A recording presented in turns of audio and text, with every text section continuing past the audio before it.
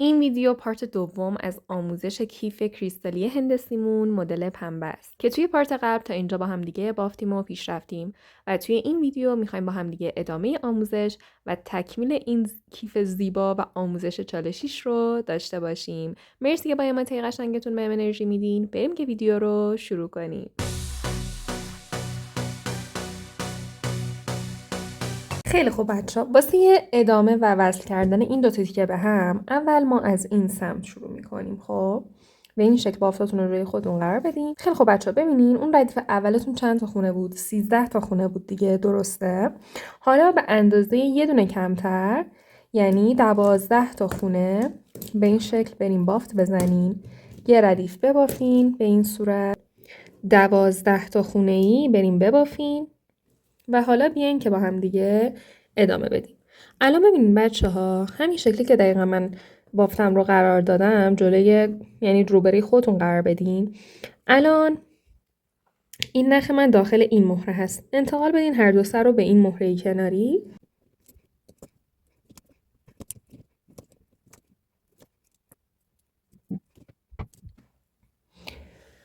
به این شکل. حالا اینجا یه خونه ستایی میخوایم، یعنی یه خونه میخوایم ببافیم.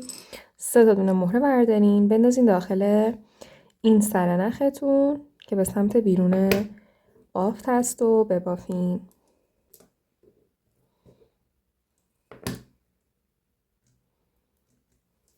به این شکل. اینم از اولین خونمون. حالا میخوایم یه خونه دیگه هم ببافیم. نخ پایین رو از مهره کناریش رد کنیم. اینجا بچه ها میخوایم از این تیکه بافتمون که هر دو طرف تیز هست استفاده کنیم و این نخ بالاتون رو از این مهرهش رد کنیم.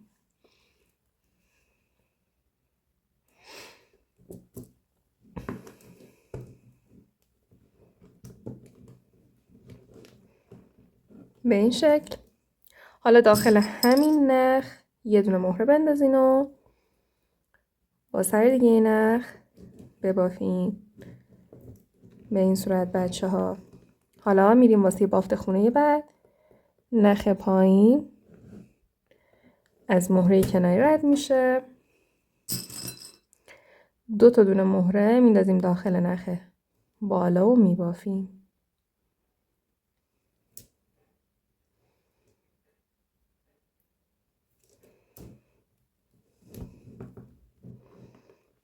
به این شکل بچه ها. حالا میبینین این ردیف که شامل 12 تا خونه بود به این سمت وصل شد. حالا میخوایم یه همچین روتین رو اجرا کنیم و این رو به این قسمت وصل کنیم. حالا واسه این کار الان دو سر نخ من داخل این مهره هستن دیگه، درسته؟ از این خونه بیا این خونه پایینیش کناریش این مهره لب، دو سر نختون رو برسونین اینجا.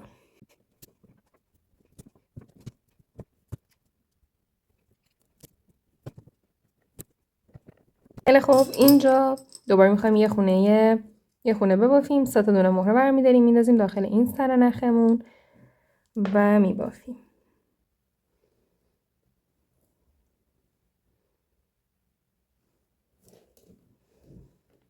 به این شکل. حالا اینجا میریم خونه بعد. نخ پایین از مهره کناری رد میشه. اینجا بچه نخ بالا رو از این تیکه این خونه این مهرهش رد میکنی. یه دونه مهره هم میندازین دقیقا داخل همین نخ بالا و میبافین.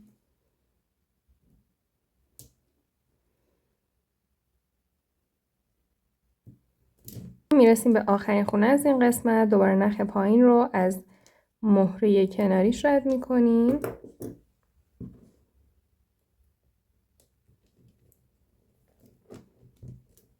و خب اینجا با 2 تا دونه مهره بافت میزنیم، فرقی نداره کجا بندازینشون. ببافین.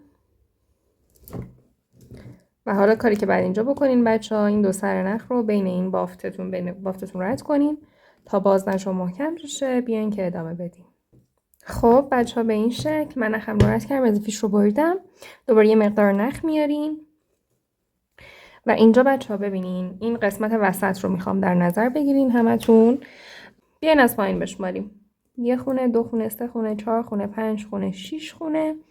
این 7مین خونه حالا این مهرای این دو طرفش فرقی نداره کدوم، من میندازم داخل این یکی و حالا دقیقاً هر کاری که اون بالا کردین رو اینجا هم باید تکرار کنین.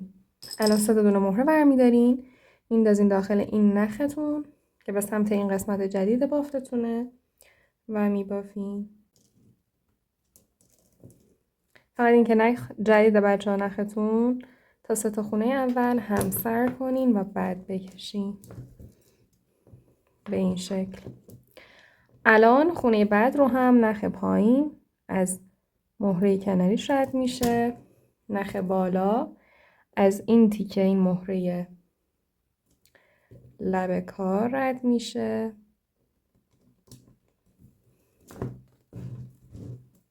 به این شکل.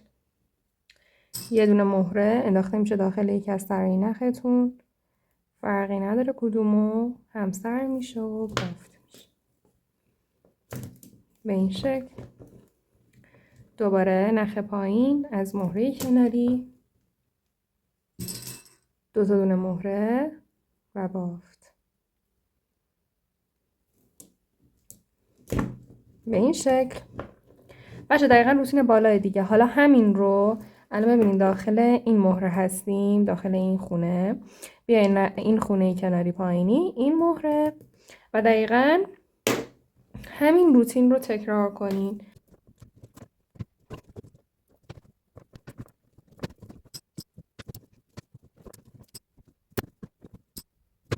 خیلی خوب بچه ها همین جوری که میبینین من این قسمت رو هم این سمت رو بافتم.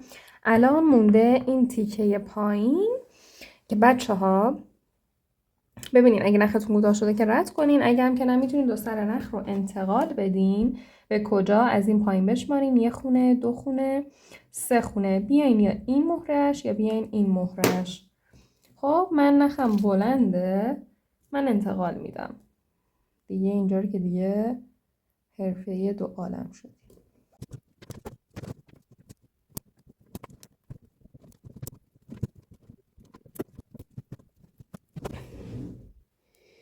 خیلی خوب اینجا ما الان هر 2 سر نخ رو از پایین که بشماریم 1 2 3 تو این خونه سوم این مهرهش من این، شما میتونین اون برم باشین فرقی نداره. خب حالا اینجا دوباره همون کاری که اون بالا کردیم ما میکنیم، هیچ فرقی نداره. الان اولین خونه رو میبافیم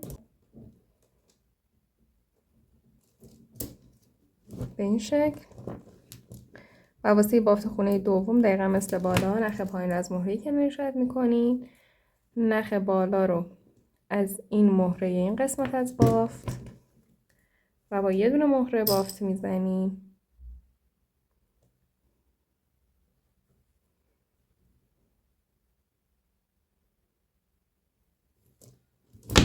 خونه سومم رو که یه نخ پایین رو رد میکنیم و با 2 تا دونه مهره بافت میزنیم. خیلی خوب به این شکل. این از این قسمت. حالا کاری که باید بکنین الان نختون داخل این مهره هست، این خونه پایینی کناری این مهره انتقالش به این هر 2 سر نخ رو به اینجا و دقیقا هر کاری که این ور کردین اون ور هم بکنین که این اتصال کامل اتفاق بیفته و بعد بیان که بهتون بگم چیکار کنین. خیلی خوب بچه ها به این شکل. این اون ردیف وسطی است. از کجا بهتون میگم نگاه کنین، این قسمت که همه اینجا تیزن این مسطحه. خب حالا دقیقاً چیکار کردیم که این 2 تا تیکه با توجه به این قسمت وسط و هم دیگه وصل شدن. حالا این سمت و این سمت رو هم دقیقاً با همین کار کنیم. این کیف دیگه قراره اینجوری جمع شه. اینو برگردونین روی این قسمت و دقیقاً این ردیف و این ردیف رو با تکنیکی که الان با هم دیگه وصل کردیم اجرا کنیم. یعنی الان یه ردیف 12 تایی ببافین و ادامه کار. خیلی خوبه بچه ها ببینیم من اون سمت رو هم وصل کردم و الان بافت ما به این شکل در اومده اینجوری. خب حالا از این قسمت که هر 2 طرف تیز هست بذارین جلوتون و حالا یک ردیف 11 تا خونه‌ای ببافین. خب 11 تا. و حالا بچه میخوایم اینجا هم دوباره حالا کجا رو به هم وصل کنیم؟ این کف کار رو اینجا رو به هم دیگه وصل کنیم و واسه این کار دقیقا روتینش مثل اونه، فقط واسه شروع قسمت شروعش متفاوته. این شکلی که الان شما داخل همین مهره‌ای که هستین بمونین و 3 تا دونه مهره‌تون رو بردارین و ببافین. 3 تا دونه مهره بزنین من یکم اینو بزنم اونور، بندازین داخل این سر نخ و ببافین.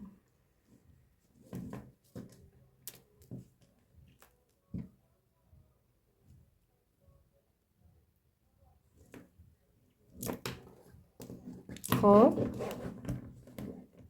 به این شکل و اینجا نخ پایین رو از مهره کناریش رد کنین و حالا اینجا وصل میشیم.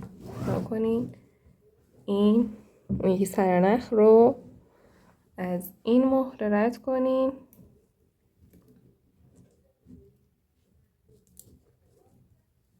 و حالا با یه مهره ببافین.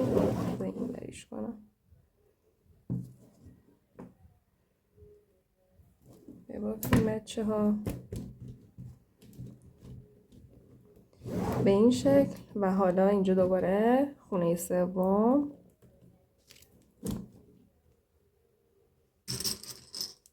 دو تا دونه مهره داخل نخ بالا و بافت. میبینین دقیقا همونه، فقط شروعش متفاوت بود. الان باید چیکار کنیم؟ الان ما داخل این مهره هستیم از این 3 تا خونه جدید. حالا داخل این مهره از این خونه هستیم، این خونه پایینیش این مهره لب کار. انتقال بدین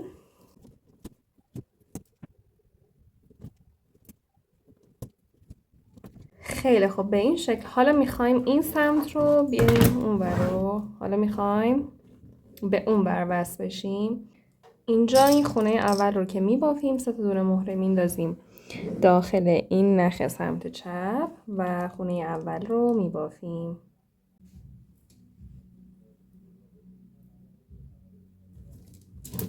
خب و حالا نخ پایین از مهره کناریش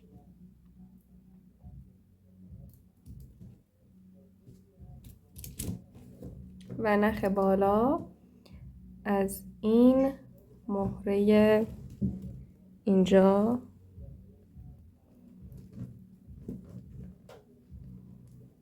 رد میشه با یه مهره.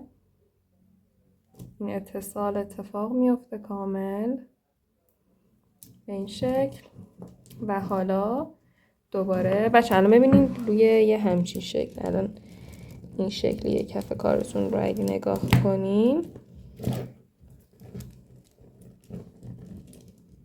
ببینید این شکلیه. حالا واسه ادامه این نخ پایین رو از این مهره کناریش رد میکنیم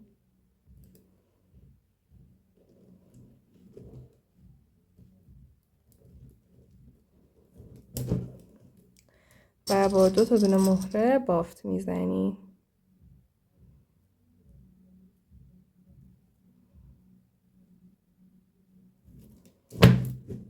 این بچه ها این قسمت اولین اتصال اتفاق افتاد و این کف یه جورایی کیفمون تشکیل شد. حالا میبینین ادامه رو باید به همین شکل دقیقا روتینش بچه ها مثل اون رابطه های این دو طرفه، فقط اینه که دیدین اولش متفاوت بود. حالا بچه ها ببینین اگه نختون کوتاه شده که ردش کنین. اینجا بچه شما همین روند بافت رو با توجه به این ردیفی که بافتین ادامه بدین. الان اگه نختون کوتاه شده اینجا رد کنین، اگر که نه نکنین از اون ور بشمارین 1 2 3 4 5 6 7 بیاین نختون رو بندازین داخل این مهرای اینجا یا این و دقیقاً همین روتین اتصال رو انجام بدین. تا الان هم میرم کامل این قسمت رو وصل میکنم و میام. خیلی خب بچه ها به این شکل من کف کار رو کامل وصل کردم. الان بچه ها این داخلش و همه ایناست. میبینین این دو طرفه، این دو تا کنار اینجا این شکلی خالیه. همینجور که میبینین واسه این کار از روی این قسمت کف بچه ها، خب اینجا من میبینین اینجا یه 3 تا خونه داریم. این خونه وسط، این مهرش، نختون رو رد کنیم و حالا اینجا 2 تا دونه مهره بردارین، یکیش رو بندازین داخل این سر نخ، یکیش رو داخل اون سر نخ به این شکل. و حالا میخوایم اینو وصل کنیم به اون سمت. دوباره این 3 تا خونه اینجا، این خونه وسط، نخ سمت راست رو از سمت راستش و نخ سمت چپ رو هم از سمت چپش رد میکنیم و محکم میکشیم به این شکل بچه ها. این خونه رابطه و این شکلی اینجا اتصال اتفاق میفته. حالا این دو سر نخ رو بررد کنید تا قسمت باز نشه و محکم شه. بعد اون سمت رو هم دقیقاً با همین روتین انجام بدین و بیاین. واسه ادامه بچه ها میخوایم در کیف رو ببافیم. واسه در کیفتون یه ردیف A، یعنی یه قسمت A و یه قسمت B ببافیم و هم وصلشون کنین و بعد بیاین ادامه ویدیو رو ببینیم.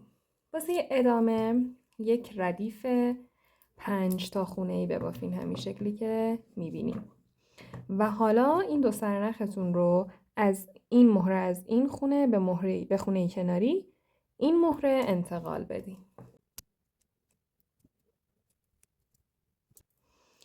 خیلی خوب، به این شکل انتقال یافت. حالا اینجا 3 تا خونه میبافین. الان داخل این نختون، نخ سمت راستتون، 3 تا دونه مهره بردارین بندازین و 3 تا خونه اینجا ببافین بچه ها.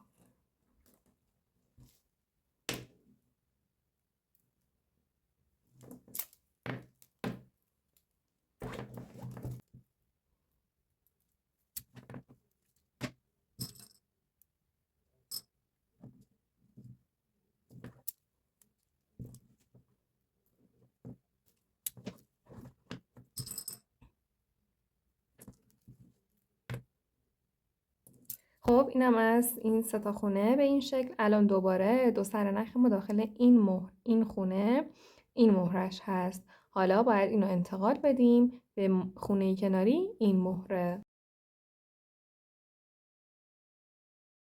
به این شکل و حالا اینجا 3 تا دونه مهره برمی‌داریم میندازین داخل یه سر نختون، فرقی نداره کدومو میبافیم.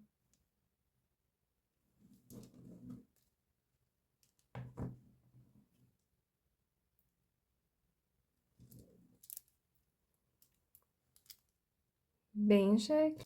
حالا اینجا بچه ها دو سر نخ رو بین کل بافت رد کنیم تا قسمت باز نشه و محکم شه و بیاین که با هم دیگه ادامه بدیم. به این شکل بچه ها. حالا اون تیکه رو بیاریم و حالا من میخوام این رو حین بافت به این قسمت به این شکل وصل کنم. واسه این کار نخم رو جدا میکنم و اینجا بچه ها این بافتتون رو میبینین. از این ور بشمارین، یه خونه، 2 خونه. این نختون رو وارد این خونه دوم کنین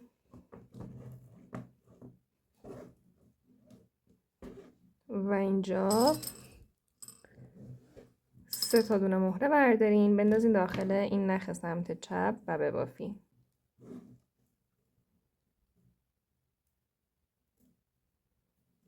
همسر و میکشین به این شکل و حالا اینجا بچه ها این نخ بالا رو از این مهره رد کنین و نخ پایین رو از این مهره کناریش رد کنین به این شکل. حالا اینجا با یه دونه مهره بافت بزنین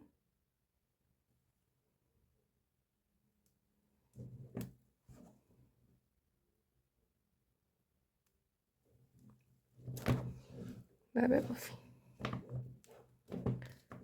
میرسیم به بافت خونه بعد. اینجا نخ پایین رو از این مهره کناریش رد کنین و با 2 تا دونه مهره بافت بزنین.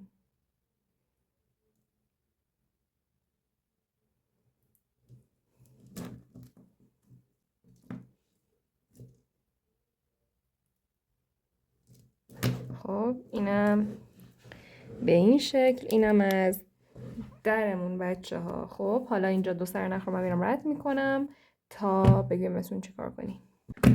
خب حالا بچه ها این که از بدنه کیفمون خب به این شکله و اینجا حالا این درمون رو هم میاریم و میخوایم الان این دوتا رو به هم دیگه وصل کنیم. حالا چجوری؟ نگاه کنیم این قسمت ابتدایی سر قسمت تیز داریم یه این صاف. الان این در رو این 3 تا قسمت صاف رو به این 3 تا قسمت صاف وصل کنین بچه ها این شکلی. من در رو کامل وصل کردم، قفلم رو وصل کردم تو همین موقعیتی که دارین از در و دیوار میبینین، در و بدنه میبینین و من اینجا واسه خودم از حلقه باز شو مدبر و زنجیرم استفاده کردم و اینم از این آموزش بچه ها. مرسی که این ویدیو رو دیدین و اینکه اگه ویدیو رو دوست داشتین لطفا لایک کنین، کامنت بزنین تا ویدیو بیشتر دیده بشه، منم انرژی بیشتر بگیرم واسهتون ویدیو بیشتر بذارم.